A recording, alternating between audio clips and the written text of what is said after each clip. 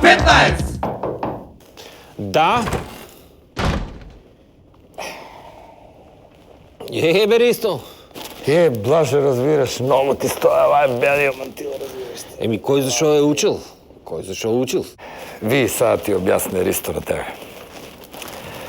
И аз уствари сега, кај тебе доваѓам, разбираш, за ти на мене да ми ги даваш резултатите од мојата госпожа, разбираш. А твојата госпожа, зошо она не дојде? Па маленка ли е она, толкова жена, шо тебе ли че ги дам? Не иде че и кажем директно шо е. Море, Блаже, слушай сега.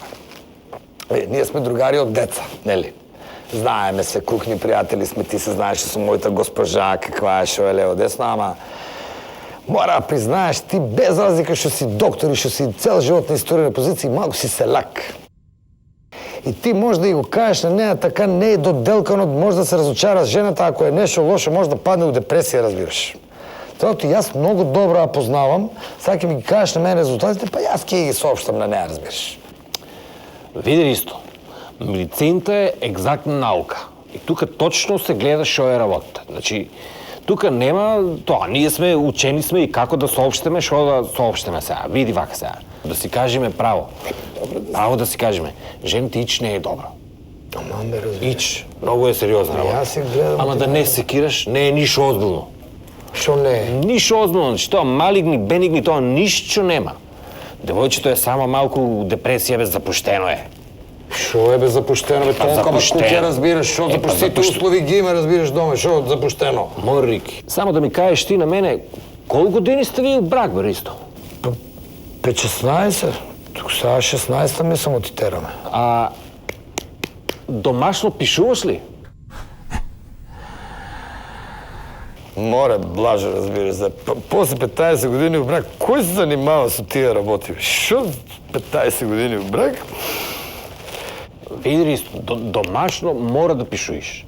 Значи, биди среќен, твојата госпожа не е ништо озбилно, ама мора да ја одржаваш. На жената й треба внимание малце. Кидиш тамо...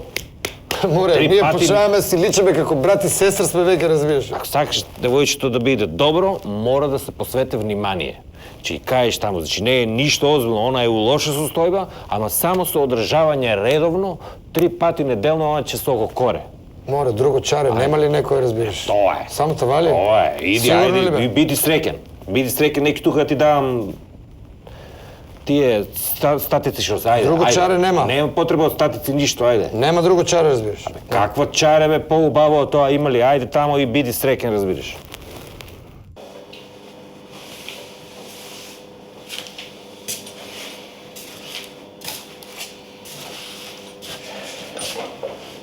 Злато, кажуви, и јарно и лошо да, кажуви, спремна сам. Рак ли е? Значи, не е рак, разбираш. О, фала да му на Бога, фала. Ама, нема ти спас, разбираш. К-15!